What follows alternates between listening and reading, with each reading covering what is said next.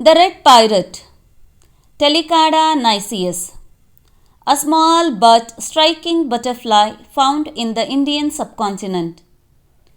It has a wingspan of 3 to 3.5 cm. The upper side of its wings are black except for a large orange portion of the lower edge of the hindwing. On the underside, the forewing is white with black spots moved towards the margin. It is a weak flier and flutters about close to the ground. It flies in short bursts and settles often but not for very long. It basks with its wings half open but prefers shade to sun.